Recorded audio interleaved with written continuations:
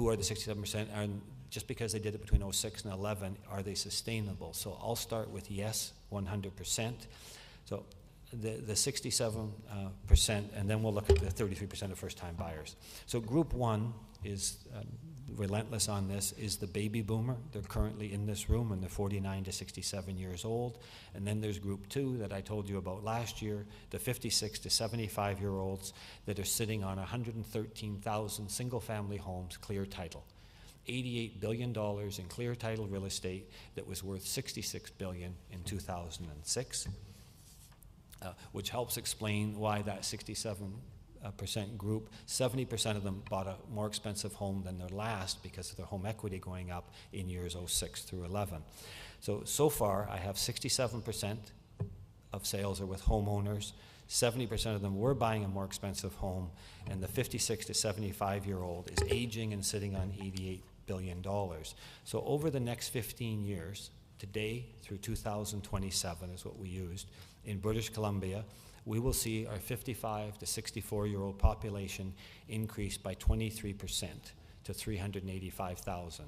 And then, if you watch the 65 to 74-year-olds population increase, it'll increase by 69%.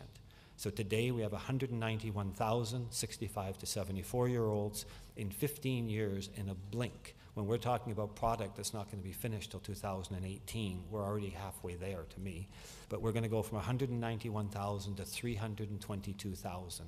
This has to change what we're building and who we're building for. And then on top of that, our population of 75-year-olds will increase by 75%. So in 2027, we will go from 154,000 75-year-olds or older to 269,000.